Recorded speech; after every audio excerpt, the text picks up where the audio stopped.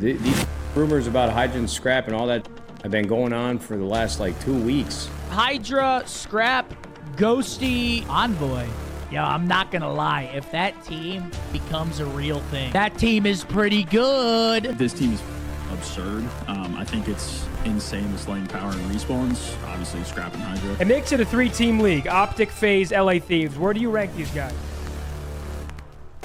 The Los Angeles Thieves just shocked the Call of Duty world with a huge roster announcement. This new team is looking stacked, and could they be the team to dominate next season? After the CDL season ended about 2 months ago, Optic Texas won COD champs in front of their home crowd, but since then, the CDL looks entirely different than it did just a few months prior. Attach, Clayster, Sib are now free agents looking to find a roster spot for Black Ops 6, but the most significant change during roster mania definitely is the LAT roster. On September 18th, news started floating around on Twitter revealing that LAT wanted to acquire Scrap, Envoy, and Hydra to pair with Ghosty, and this sent the COD community into a frenzy, trying to determine if the deal would go through or not. At the time I'm recording this, Scrap and Envoy are confirmed to LAT, and I'm like 90% sure Hydra's joining the team, but there hasn't been an official announcement yet. So we're just gonna assume that this is the new roster, and they are automatically a top 3 team. But you know, not everything is as it seems, and we're about to find out why in this video. First, we got to take a look back to LA Thieves' previous roster to see how much different they actually look going into Black Ops 6. During Modern Warfare 3, the LA Thieves roster looked completely different, and even the year before that, it looked even more different. During COD Vanguard, LA Thieves shocked the world, winning the 2022 COD champs with the roster of Octane, Envoy, Penny, and Draza. But after an underwhelming season in Modern Warfare 2, Octane decided to hang up the sticks and retire, forcing his team to go in all different directions. Everyone left the LA Thieves roster after the Modern Warfare 2 season, which forced the Thieves to rebuild going into Modern Warfare 3, and they were able to pick up a lot of free agents that were floating around. And for Modern Warfare 3, the team was Ghosty, Joe Deceives, Cammy, and Afro at the beginning of the year. But after a slow start, they made a roster change, replacing Cammy with Nasty, and later Afro for Kremp. And so the final team was Joe Deceives, Kremp, Ghosty, and Nasty. And they were underdogs all season. Ghosty had been carrying the squad since the beginning of the year, showing that in just his second season, he could still lead a team and perform at the same time. But they didn't have a great start. You know, there's teams in the COD League like Optic, FaZe, NYSL, and LAT just had a disjointed roster throughout the majority of the season, but they clutched up when things mattered the most, at the end of the year. During COD Champs this year in July 2024, LA Thieves were ready to shock the world, and at this point, they were considered a top 6 team and made a short bracket run, placing 4th and earning 160K, and then just a month later during the Esports World Cup, which was a separate event, ended up placing in 2nd in a thrilling bracket run, but did not win an event throughout the whole CDL season. They had a really solid end to the season, but it was clear that some upgrades were needed. I actually liked the LA Thieves roster last season. I thought they were starting to make things click at the end of the season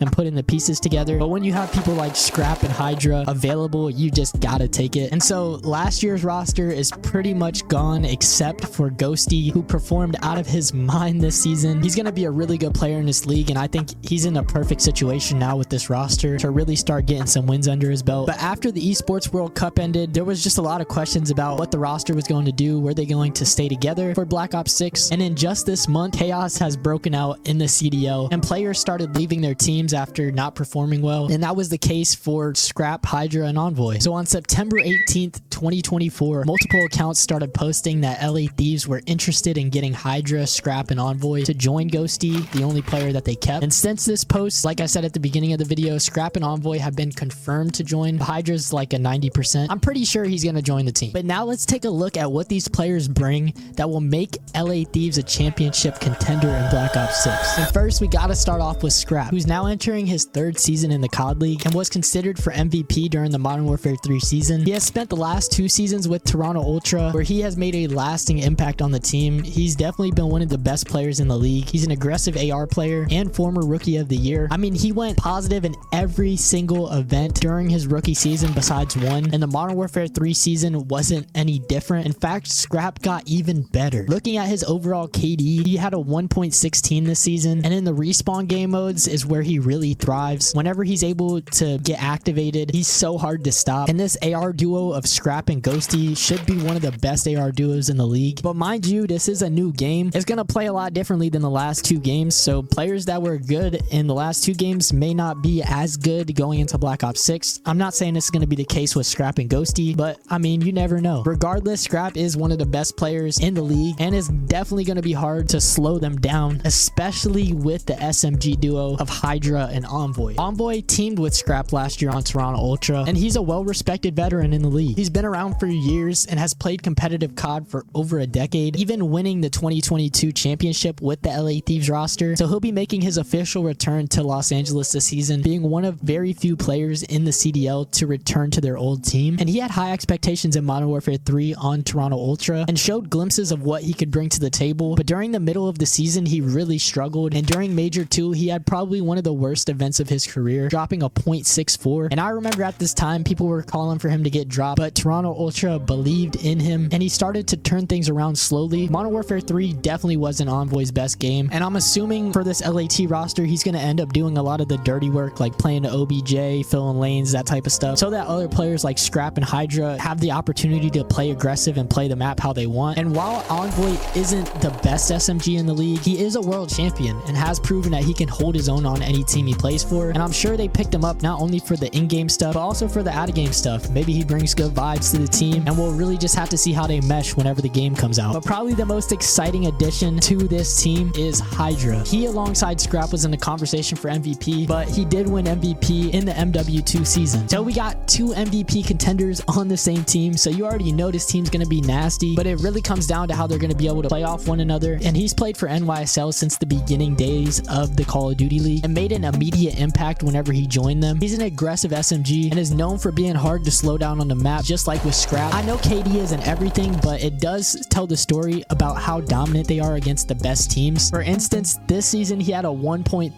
KD, and with Scrap's KD, he went down in the S&D, but Hydra is almost the complete opposite. He is so consistent over all the different game modes, which makes him so difficult to play against. And let's say they give Envoy the bomb to play for plants and S&D, you could have Hydra hit the lanes, especially with this Omni movement. That's going to be another thing. And this team's going to be really hard to stop. On top of those 3 additions, we also have Ghosty, who had a great second season, being number 2 in land control KD with a 1.05 overall KD. And his team didn't perform as well this season, but he showed that he is a consistent player through and through, and that is what is going to make this team a championship contender. Like I said, there's been a lot of roster chaos the last month, and not everyone knows what's gone down exactly and why these players want to leave their teams. But I can tell you one thing for certain is that Toronto Ultra needed a team change. They just had to get Scrap somewhere else or just build a team around him, because clearly things were starting to fall apart towards the end of the year and their placements weren't as good, and they fell to like a top 4, top 5 team. And I would even argue that LAT might have been better than them at one point. It was clear that Scrap wasn't happy with his spot on Toronto Ultra, and things just started to crumble right after the Esports World Cup. And it was kind of the same situation with NYSL. I seen clips of Sib talking trash about his team on stream and stuff like that. When everybody saw those clips, they kind of knew like the NYSL roster was falling apart, and Hydra's clearly the best player on that team, which is now Cloud9, by the way. I should have clarified that earlier. Yeah, Cloud9's roster has fallen apart, and they wanted to keep all the players on the team. Things weren't working out behind the scenes, and that is why Hydra left, and that is ultimately why Scrap and Envoy left. This isn't new in the COD scene either. Like, players leave all the time, but this is just a different situation because this could actually be a dynasty team if they can gel well together. I mean, you compare them to the LA Thieves team from last season, and they're just 10 times better than they were. The real teams that are going to contend with them is obviously Optic and FaZe. Other than that, I don't really see any other teams like popping off in the league, but you never know. Like I said before, it's a new game. It's going to be different mechanics, different maps, and entirely different teams that we have never seen before in the CDL. They are all great players. They have the talent to be a championship team, but it really just comes down to if they're able to be good teammates to each other, and if they're able to identify what role people are going to have to play, what sacrifices other players are going to have to make, because the reality is not every player is going to be able to slay. So we'll see if the player chemistry, the egos, the roles, all of that kind of fall into place, and then we'll be able to see if this team can compete with the best of the best in Black Ops 6. But I want to hear your thoughts down below. What do you guys think about this new LA Thieves roster? Is this a team that could be a dynasty? Because on paper it looks like it very well could be, and I'm excited to see what they're able to do. I mean, the offseason has been pretty wild.